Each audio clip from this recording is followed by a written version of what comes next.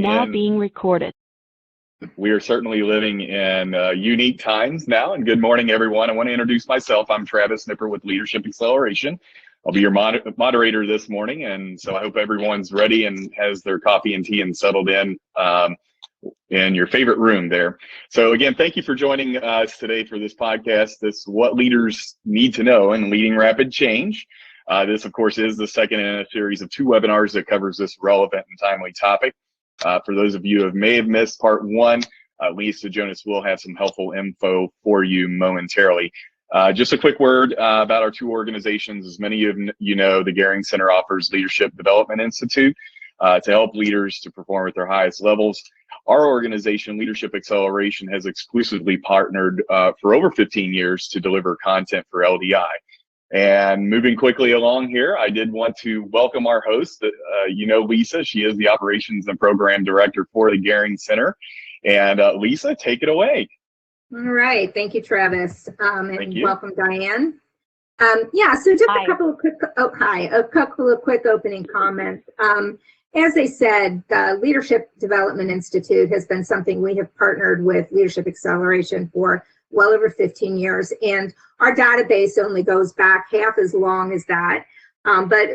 So to estimate, I'm going to say we are in the neighborhood of 1,000 people that we have graduated into the Cincinnati region with outstanding, finely honed leadership skills, thanks to Diane and her team over at Leadership Acceleration.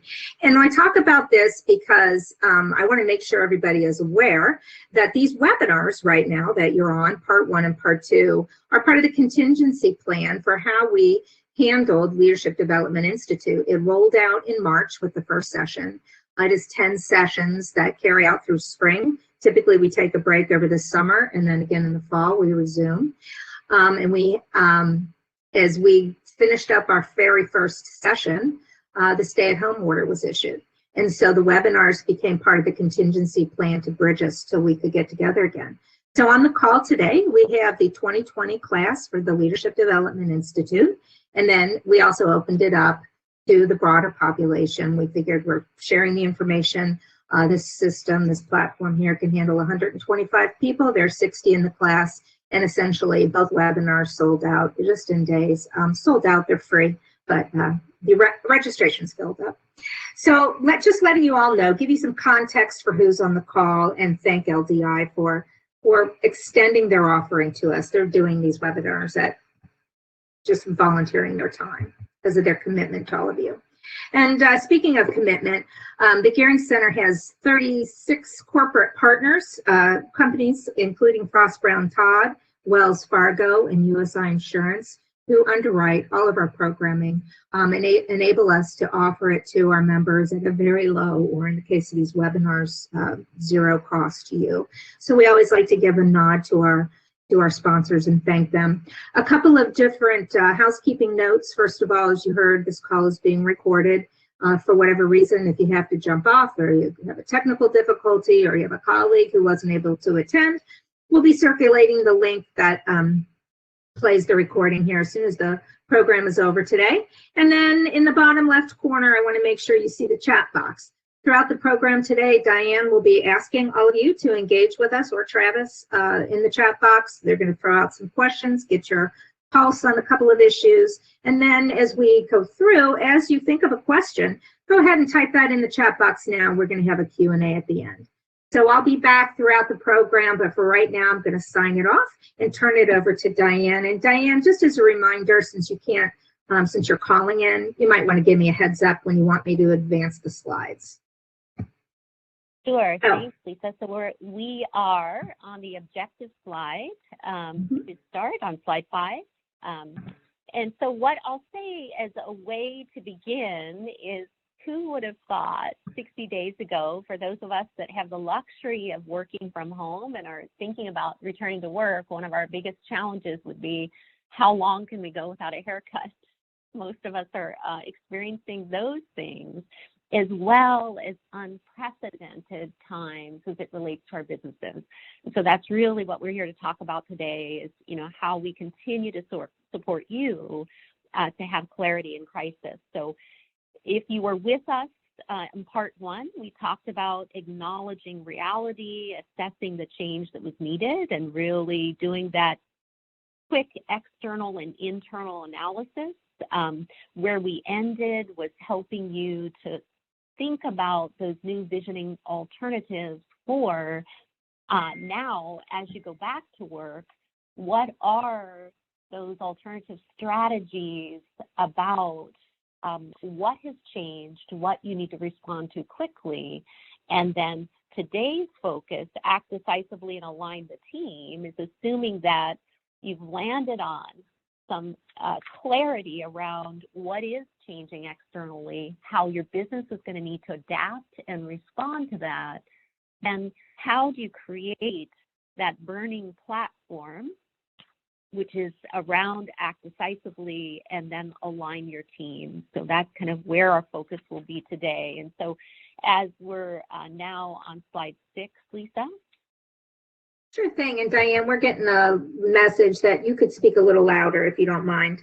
Okay, certainly, would be happy to. So now as we are on slide 6, we're gravitating from acknowledge reality and assessing the need. The idea is that, again, that external, internal analysis that gets you to some alternatives depending on what actually is changing in your business. You know, are there changes with your customers? Are there changes in your delivery system? Changes with regard to safety? How you're bringing your team back to work? You know, are you going from partial production to full production? Changes in services, products, you know, all of this unprecedented time, you know, creates lots of potential to respond, react to those changes. And so as we then get the conversation today about acting decisively and aligning the team, we're really getting to that burning platform, call to action, and then how we can quickly reprioritize and focus our teams to get to the outcomes that we need to get to quickly. So now, Lisa, we're on to the next slide, the data on small businesses. And so as we think about 96% of businesses from Goldman Sachs survey in March 2020 said, oh my gosh, we've already been impacted by the outbreak. And now as of yesterday, the data was that this will have this year a $5 trillion impact to global economy. So when we think about, you know, just the level of this unprecedented change, we know that it's going to require us to develop new skills and to move at a speed that we don't typically, you know, have to in our businesses. And so what I'd like to do now, we're on slide 8, is just to take a few minutes to say and ask, you know, what are the new vision, some of the alternatives you're thinking about as you think about taking your team back to work. For those of you that have been completely at home, some of you have had partial production. So what are some of those new alternatives? And then, as importantly, how have you assessed some of the crisis impact on your business? Was it helpful to do an external assessment to assess the internal systems capacity or technology, you know, the talent and skills of your team, the things that we talked about last time? So Travis, are there any thoughts there from the chat box that you would like to share? Well, I am giving everyone the opportunity to sound off in the chat there. One user did just send me a private message, and you know, they were talking about assessing the crisis. They're just expressing some fear, you know, of blind spots when it comes to that assessment. You know, they're wondering, hey, is there a thumbnail for assessing and deciding where to take action? Yeah, and so one of the things we recommend with that is always begin and end with your customer in mind. So being intimate, getting as connected to your customer in this time is so important.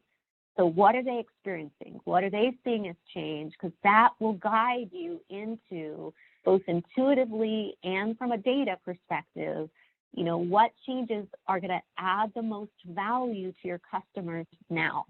And so that's the way we want to be thinking. The external analysis is really purposeful in that we should be really close to what our customers are experiencing, and we should then quickly look at adapting around how then now can we add the value that's most important to them.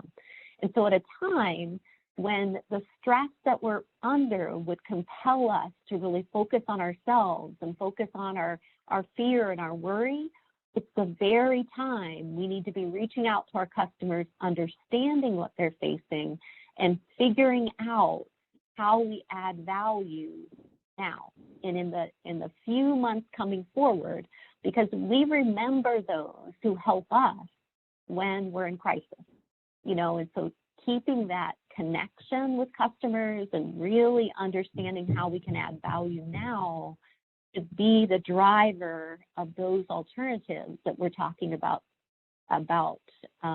considering. And so, Lisa, did you have anything that you would add to that? Yeah. Yes, thank you, Diane. So, that was day one when we got the work from home orders. Our engagement director and our director of new member engagement, Steve and David Miller, they took our database of all of our members, split it in half, and started calling and just reaching out and hearing what was on their mind. We did start with our members, and from that, we developed a webinar series. So for all of the programming that we had planned for all of spring and now for summer, we've made a little progress. We came up with a game plan to either move it online if the content was meaningful in this kind of environment, or we rearranged and reshuffled our face-to-face things for later in the year. We also took a hard look at our vision. We have a 10-year vision at the Gehring Center, and we have a 3-year plan that we renew every 3 years. And with the current situation, we were poised to hire 2 new people and promote somebody internally. And we just put a pause on that, and we went through and we looked at our entire staffing structure and said, okay, those plans are going to have to sit, and how do we restructure the workload in this environment? And a couple of hours of conversation, and we had a plan, and we were ready to go. And then it was about getting buy-in and leading that change. And Diane, I would just jump in and just share that we did have a couple of comments on that. Joe is just sharing that, that they have been thinking just so much about the possibility of talent poaching from other manufacturing companies. They're really looking at it as an opportunity of, hey, how do we go out and find, that additional talent for their manufacturing and just improving the backbone of their workforce. Krista also shares that, she feels like it takes a lot of out of the box and getting creative. And boy, oh boy, couldn't we be, testify to that. So great comment. Fantastic comments. And, when we think about the concept of agile leadership related to this, that's the very heart of it, is that willingness to be entrepreneurial, to really get out of and to break down the size of that box we've been in our thinking, and be very opportunistic right now. Because sometimes it will create a whole new revenue stream. It will create a whole new way of working that you've had to adapt to in the short term, and it shows you that in the longer term, it's going to add even more value to your customers. So really want to acknowledge those of you that are using this time very opportunistically, entrepreneurially, and to creatively think about, look at, so what could this create that can be ongoing revenue streams for our business and ongoing ways that we add additional value to our customers. So really great insights around that. And Diane, I just wanted to clarify, I said that the opposite of way it should have been said with Joe. He's actually correcting me to clarify that they are trying to figure out ways to not have their people poached away. He doesn't want to be a poacher. I said that the exact opposite of what I intended to. I apologize, Joe. So, and then Barbara, she also shares that, attitude and optimism and resiliency is so important. And we furtively agree on that. Yes, and so we'll get into that in a little more detail about, how we're optimistically guiding our team and what are the elements of engaging our team right now that create high commitment, empowerment, ownership, and retention. So yeah, that's what we're headed right into. And so, Lisa, if we could get to slide 9, we wanted to just cover, so what are our people experiencing now, and why are we experiencing and will, especially right as we go back with our teams, why are we experiencing resistance? And so when we think about, we are set up as human beings to keep the status quo. Change is hard for us as adults. Our habits are strong and jealous. It takes 21 days to develop a new habit. And so what will happen is people will be pretty motivated, even though we're talking about making changes and kind of getting back to what feels consistent and comfortable. So it requires us to really listen to that negative energy, but then to create a vision and burning platform that people emotionally can get connected to, so we can motivate people to move beyond resistance and into exploration. So on slide 10, let's just take a visual of that. So at the very bottom of that curve is where we were when we did part 1 of this series. We were all feeling lower energy. Some of us had a hard time focusing throughout the day. We were really experiencing the enormity of what this change was going to create. And now as we get back to work, we start to move up that curve. And so May 1st, with the go back to work, lots of things we have to consider, but it pushes us into exploring, okay, so what is work going to be like when we bring our full team back to work? How can we make it safe? How can we take it one step at a time? And how, importantly, do we recover momentum with our team and keep moving forward?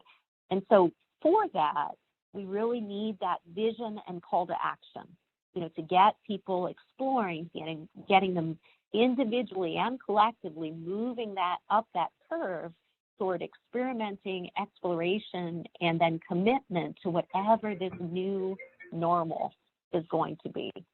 Okay, and so then when we, on slide 11 now, Lisa, when we think about resistance, we've said it's natural. Our strategies then as a leader are to not get upset by the negativity, but to listen deeply, to connect with people's emotion, and then to try to move them, literally move them in their thinking. And so you might say, when you hear a negative comment, a complaint, something they're uncomfortable with or unhappy, to say, how can I help you to reframe that into the opportunities we have now? What are the ways that we can start working together on, what this new future is going to be? And so when we get back to those vital skills of deeply listening, asking questions, and then involving the team in problem solving, setting the vision, exploring what's possible. So the more you can be in dialogue, conversation, allowing them to participate in shaping what comes next, the more commitment, empowerment, and engagement you're going to experience. And we know fundamentally that people will support what they help to create as we think about that. So on slide 12, we are gravitating from setting the stage, developing a sense of urgency, building the capability of the team, to getting the vision right and communicating. So, when we think about those 2 first vital steps of change, if we do those well, then we start to move toward making significant progress and then ensuring success, 3 and 4. But we thought for the purposes of these 2 webinars, we really stay centered on the important elements of phase 1 and 2, just supporting you as you're thinking about these changes. And so on slide 13, we says we get to then acting decisively and aligning the team. Acting decisively is having both a vision for what the alternative opportunities might be and a call to action. So that call to action, burning platform, whatever you choose to call it, is how do we compel people both emotionally and rationally into action? So in our company right now, we are starting some virtual learning. We all see tremendous opportunity because, even though people are getting back to work, not a lot of comfort to be in a small room with lots of people anytime soon. And we're finding that people are getting more and more comfortable with virtual learning. So, our burning platform is we have a lot of customer needs that we can meet, and how do we meet them in a more timely basis than, the typical time it would take to develop a new program going into the fall. So starting those things in the next 4 weeks, 8 weeks, finding that vital energy by adding value for our clients and customers in the short term. We think about aligning the team. It's, how do we take that communication and help people to focus and prioritize? We know still 8% of the population over the last month across the United States and likely across the world are struggling even just to focus at work, because this time is so unprecedented and is so overwhelming. So it requires us to focus our team in a different way. And we're going to provide you a couple of tools specifically to do that, and then give you some ideas about how you might engage with your team to really get, them focused and working productively on priorities that they feel they can succeed with in the short term. And so when we think about then the tools on 14, Lisa, that we're going to start going into, so when we've assessed the change needed for each of us as a business, sometimes it's a new service, revised processes, new products, change in our delivery system, safety procedures, you name it. For some of you might say, oh my gosh, I check every one of those boxes. There are things that we're going to have to change rapidly. What we don't want to step over in the rapid change is just what people need from us as leaders to take that rapid action.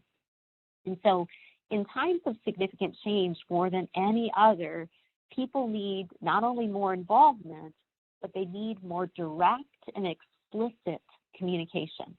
And so that's the first tool we're going to get into. And as we think about building that burning platform communication plan, and I'm assuming all of you are tracking with us now, we're going on to the actual documents themselves. Yeah, and Diane, I have it projected, and then they also were asked to print these out. So they should be good to go. Okay, fantastic. Thank you, Lisa.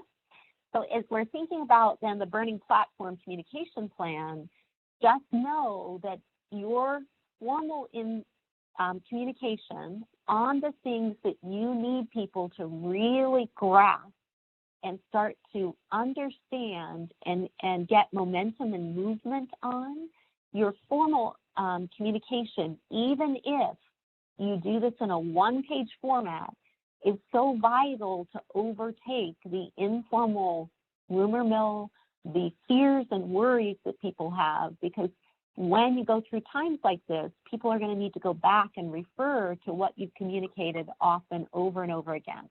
So we're going to give you the quick approach to setting up that message. So in our case, let's talk about, establishing a few new virtual learning options for our clients quickly. So what's in it for the team? Oh my gosh, we're busy and excited about something in the short term, because a good portion of our work is delayed. It's created some real downtime for our team. So it gets our team fundamentally busy and productive on something that meets our clients' needs, that are the things that we care about. So for you, first question is, how can you share with the team what's going to be in it for them if they embrace this?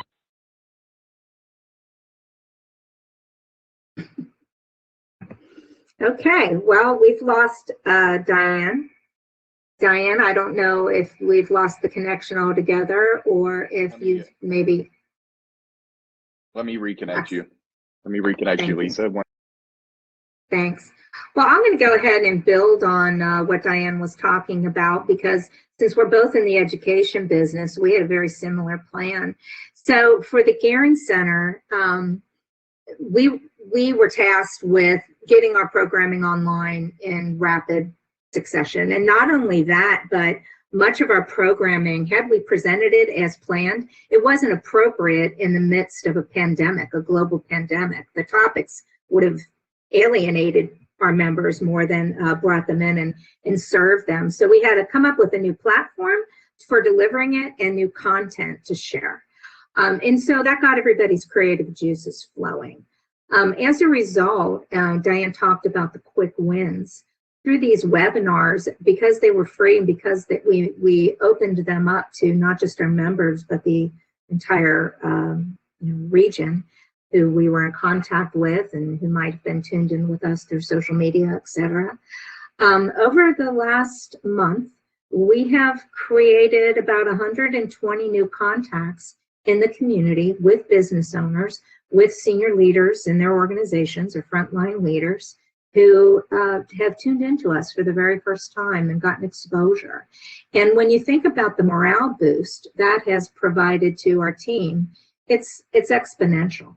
All of us feel like we've made an immediate contribution, a meaningful contribution, and we know that we're continuing to give back to the community and fulfilling our mission. So it was a win-win for all of us. Travis, how are we doing with connecting Diane? All right, I'm going to take a look at some of your comments in the chat box right now. Let's see. Mark Davis, we have really increased our communication to stay aligned, utilizing Microsoft Teams to meet and share, also taking suggestions and being transparent with everyone in our organization. I'm sure, Mark, that makes an enormous difference for your team. We've also started to use Microsoft Teams, and you know what, I have to, as great as the Gehring Center team is, I love everybody on the team. I have been bugging a handful of them, hey, things happen, you need to be equipped to work at home, let's get you all set up. And you know, people weren't ready to embrace that change. When faced with a situation where they had to, everybody rallied and got on board. So I would say that the ability to be transparent and let them know what's coming is a huge motivator. Rahul, I hope I didn't butcher the pronunciation of your name, but he shares top down and bottom up. Did I get it? Good. Top down and bottom up communication, driving message locally, giving people a voice for feedback, have executive vision tie back to the work we are doing or changes we are making. Spot on. And Rahul, you know how to unmute your line there. Is there anything else you'd like to share about that? No, I think, you know, the teams, somebody mentioned Slack, like the transparency of communication and knowing that part of it is people's lives are changing, work is changing, and how we need to kind of pivot and adapt is a big part of it. So, you know, a monthly communication, stuff like that isn't as helpful or effective, and being able to capture the feeling, the sentiment, the concerns as they crop up, and have leadership be able to tie in to the individual contributors, whether it's digitally or through a phone call or whatever. That somebody said you can't over communicate earlier, so that's really kind of the theme for us. Right, absolutely. Couldn't agree with you more about that. You cannot over communicate. And you know, one of the things I'll say, I spent my career prior to the Gehring Center was in communication. And part of every good communication plan involves stakeholder analysis. So depending on who the individual is, what their function is in the organization, how much visibility do they have to your customers, or how much visibility they have to the senior leadership and the strategies and plans and the finances that we're working, wherever they are, they have a unique concern in the business. And you need to be, as a leader, tuned in to what that unique concern is and make sure you're addressing that. And how do you know if you're addressing that effectively?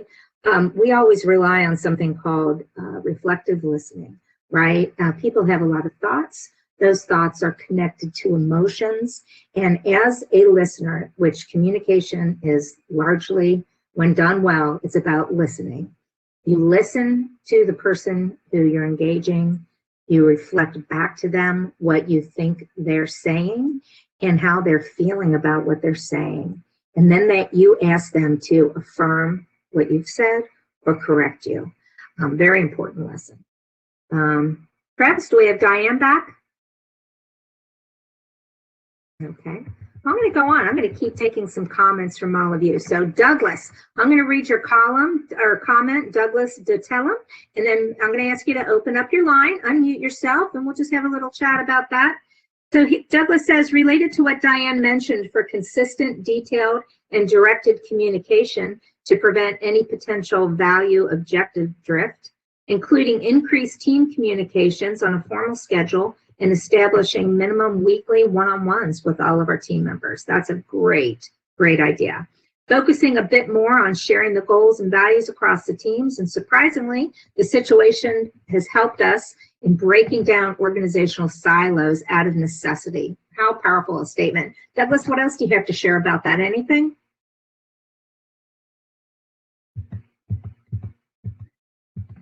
You just hit the unmute button at the bottom of your screen there, Douglas. If not, I'll move on. All right, Can you you hear me got now? it? Yeah. I think so. I don't have very many other specifics to share, but what we had fallen into previously was everybody co-located. It was very easy to, I guess, perform all the communication and feel like you had a pulse on what everybody was doing by just walking 10 feet to their office and knocking on the door. And this has definitely exposed we'll say a vulnerability with that method. So we've added a formal schedule, like our team, at least I'm on the technology team at Home City Ice. So we've established Tuesdays and Fridays as a catch up between the entire team, and then individually with the team members, one-on-ones, maybe skip level type of conversations with them consistently once a week in a more formal fashion than we have in the past, just to make sure we're all maintaining that level of communication. It really all comes down to discipline to do so, which we never really had in the past.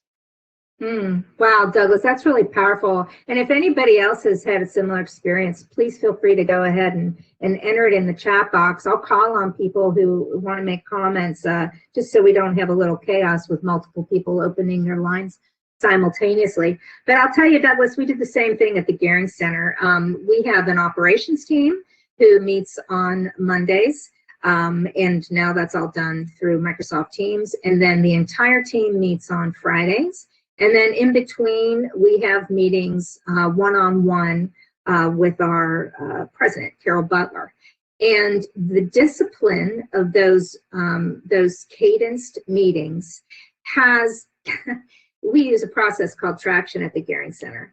And we used to have, we would have our meeting and we would have a list of maybe 20 to-dos. And one of our goals would be to clear out 90 of those to-dos, or 90%.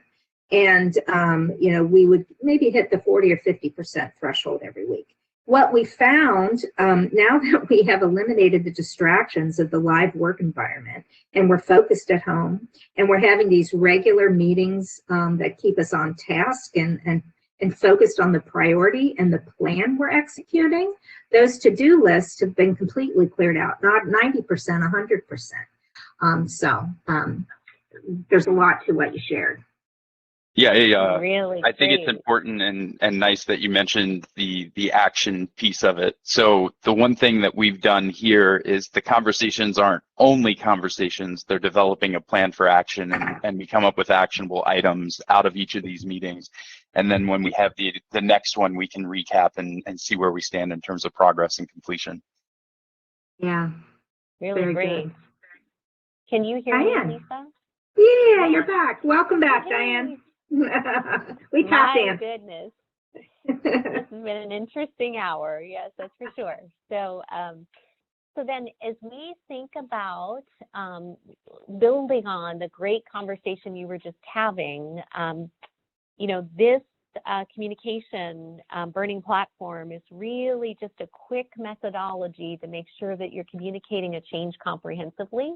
And so if that's helpful to you, if you have things coming up as you get back to work that you feel people really need to understand the why thoroughly so they can get on board with making quick changes, we would just suggest that this is a quick document to walk through, and not only for yourself, but in those vital team meetings that you're having, just having everybody contribute to what that communication message needs to be. So then if you're thinking about it cross-functionally or across the organization, it's just a quick way to ensure that you're getting everybody on board with the why and the understanding and context of the change so that people can really move with you and gain some momentum quickly. Then along the lines with the next document on the short-term project plan that you were just talking about, this is another version. If you're not on Microsoft Project, here's another version of a short-term project plan that really helps to break something down into discrete items. And so, you know, if in our example, you know, we were standing up some new virtual learning, you know, the project elements would be, gosh, you know, are we working with partners on that? Are we developing the content, marketing the program? You know, so if you're on Microsoft, a lot of that functionality is there. If you're not, here's an alternative for you and your team, you know, to really get that rigor in place. Because, you know, to Lisa's point, we can even be more effective remotely if everybody's on working from the same project plan. And so wherever you get that or get access to that, that best practice we would recommend as well. And so any other thoughts or comments on that? Nothing in the chat box, Diane. I would just, Okay. yeah. Okay, so then as then we get to, okay, so how do we really motivate, engage, empower the team? And how do we ensure the team's retention through this time? You know, because I think this is especially a vulnerable time that people will say, oh, well, if things aren't going well, I need to go somewhere else, you know, and so we do have risk with team members. And so one of the things we brought up last time in part one, if you were with us, is the importance of real clarity, clear expectations, specific priorities, and individual accountability. And so if you look at that tool, team alignment strategies, one of the things that we notice is each team member needs something a little different from us during these times. You know, there are people on your team that just need you to peel them off the ceiling occasionally and you know, have them really get back to a realistic perspective. There are others that are very anxious to get underway, to understand what they can do that adds value. But all of those emotions, as I said, can kind of have a 58% effect of having people really struggle to keep their attention on the work. And so this particular tool is for that team member that you feel like you really need to help them settle into this new way of working. So that kind of setting clear expectations, you know, what's the focus for this week? What do we want to achieve together by Friday? You know, your role, and do you understand your role in kind of what we're changing and what we're trying to create? You know, and then specific priorities. What are the steps to take? Who will you work with? What communication is needed? What changes are needed? Things that help them to prioritize the work, as well as that individual accountability. So, you know, have we clearly articulated what does success look like and how we're going to measure that in very short time periods and change like this? So many of you find that, you know, you're really focused in with your team, some of them day by day right now, and some of them, what are we going to get through this week? You know, and where are we going to be by Friday? And, you know, and that's really good rhythm to be with your team. And this is just in case you feel like there are team members that aren't able to settle and focus, you know, a way to send this to them and then to talk through that conversation with them.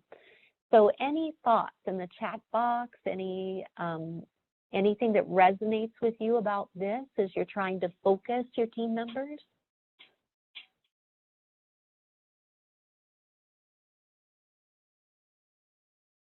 As I wait for myself to pop up there, Okay. Diane, there are some thoughts in there. I know Douglas has shared some great things in there. He's talking about, you know, related to what you had been discussing, just mentioning the consistent, detailed, and directed communication, you know, just in an effort to prevent that value, that objective drift, you know, the target moving, I think is maybe another way to put it there. So great comment on that. One question that did come up earlier that I thought would be good to add is someone messaged me offline here that they brought up an interesting point going back to the resistance to change, and just had some curiosity if you had a feedback on that. What they're trying to do is they're trying to be sensitive or know when they, and not necessarily their team members, but they may be the one resistant to change. You know, I think they're just concerned about, you know, maybe some accountability there. Did you have any thoughts on that? Well, you know, that's what happens in times like this, is we as leaders have to work in multiple dimensions. I mean, there are things that we ourselves feel pretty resistant to, and yet we need to lead the team through change. And so really valuable to do that self-check and the mindful practices about, you know, why am I feeling resistant to this? You know, what about this is really getting the best of me? And so for me right now, there are some things that, you know, are frustrating to me between technology at home, at work. You know, I'm used to the support of the team when we're in the office, and then, you know, the remote frustrations with technology. Those are things that I feel a lot of resistance to. And so whatever that is for you as a leader, just examining that and to say, how can I reframe that? How can I look at this as an opportunity? And, you know, just like all of us that have children at home, you know people that have children at home are just garnering this incredible new respect for teachers and what they do. I think the opportunity in this sometimes is to examine the things we're frustrated with ourselves, to think about how can I reframe this for positive, but how can I also learn from this and get more in touch with really appreciating and valuing, you know, what my team provides when we're together, or, you know, what are the ways in which I can reframe things for myself to get on that exploration path so that I can show up then for the team. And that's one of the hardest jobs of a leader when things are changing at this pace, you know, because when we say unprecedented change, we mean unprecedented change on every level. And so, you know, just that self-reflection and self-management of, you know, how do I get myself in a positive, exploring frame of mind, really valuable. Thanks for bringing that up. Sure.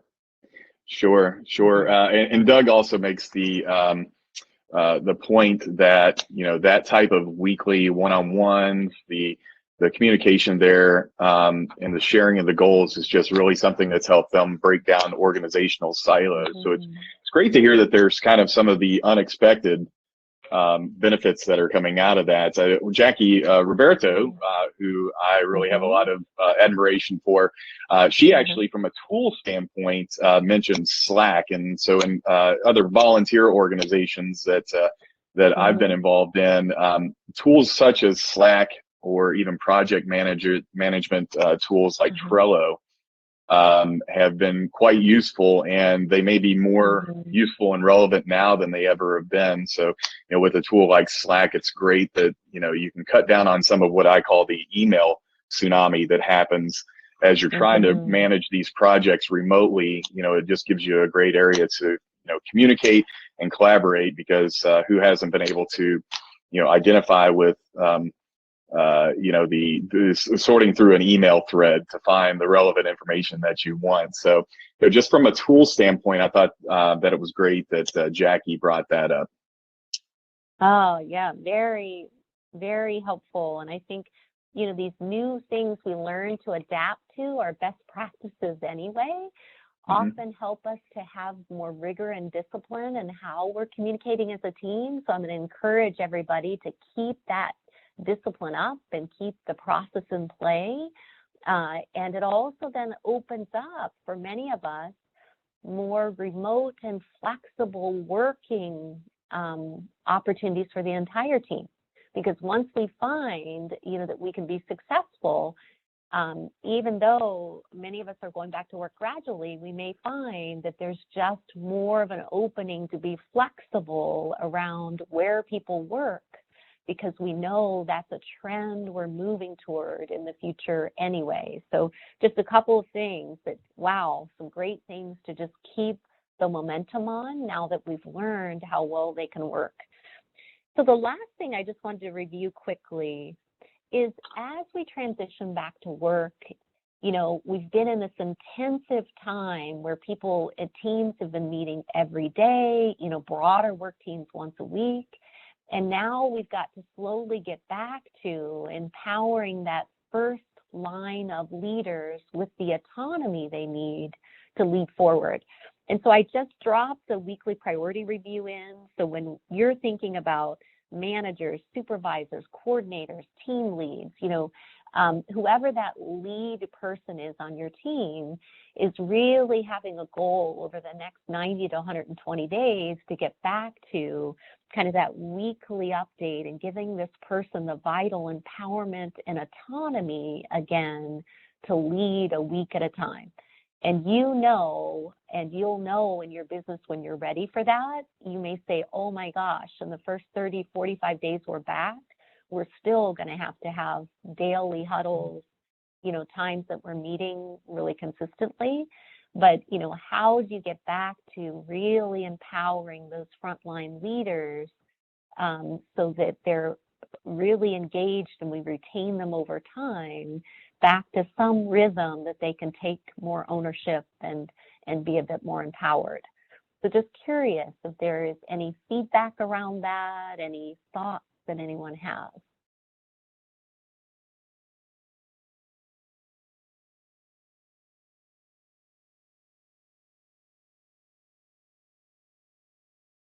Travis? And I'll just share that we have used Traction, which is a book by Gina Wickham. It's called The Entrepreneurial Operating System overall. We have used it off and on prior to me joining the Gearing Center 6 years ago, but in the last year have really had a very focused, disciplined use of it. And part of that is a weekly priority list, and it's transformed our organization. And so we're fans of Traction for its simplicity, but I would also share that there are so many excellent tools out there, and really just pick one and do it. That's really what it comes down to, is the discipline around the tool that you select. Exactly. And I just wanted it to be there as an example of, what are the elements that are in a really good tool, because I really like the risk summary, so we talk about problems that are emerging before they're big problems, to really encourage individuals to facilitate the requests they have. Like, what do you need from me? What support do you need? And then also, just those capturing those things that are, what did we agree to? What are the things that, are ongoing notes that I can look back to? And so anything that you choose, we want them to have those key elements of not only priorities, but risk, requests, overall notes, so that you really have that record you can look back to that keeps the momentum going. And so really, like, whatever, system functionality you choose, people respond really well to that structure and guidance, and yet on a weekly basis it really gives people needed empowerment and autonomy again, because that's one of the things we sacrifice in the short term when we go through things like this. And getting back to that really helps people to feel like we're gaining momentum again. Even though we're getting to a new normal, it starts to feel a bit more normal. And so want to encourage that. So Travis, I want to see what other comments or questions you might have. Is there anything else before we wrap up? Well, I think what we want to do is probably go ahead and move towards wrapping up. I do want to be respectful of everybody's time that we did have scheduled until 11 a.m. But I know, Lisa, you wanted to make a couple points and then throw back to me so I can close this out. So why don't we give Diane a chance to wrap up with the next slide. So I'm on slide 21, Diane, leading rapid change. Why don't you just summarize that? And we do want to be respectful, but I think people will give us grace for 5 minutes. So Diane, why don't you make up your concluding comments, and then we'll do what Travis said. Thank you, Lisa. Sure. You're welcome.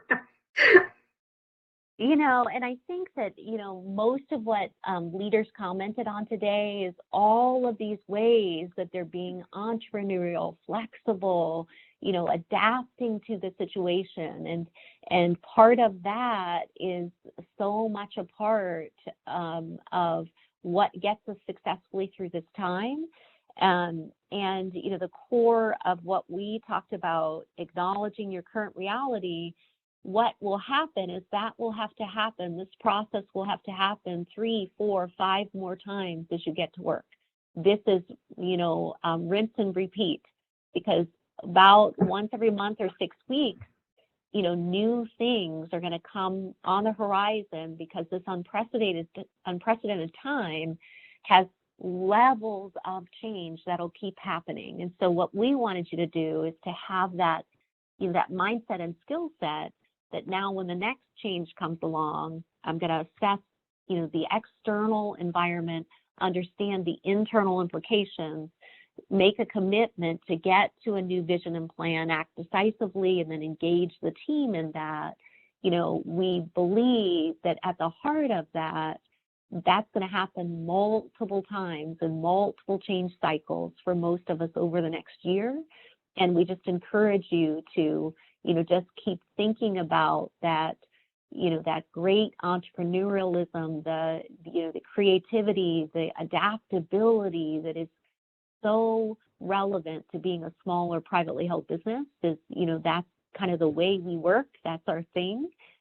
So to leverage that, but to also have that vital discipline to really do the work to make sure that we are not letting changes that need to be made hang out there until they become, a big issue that then we're in a reactive mode. To stay proactive, using this process over and over again is, something we suggest and recommend, and really appreciate the opportunity to share with you and to listen and learn as well.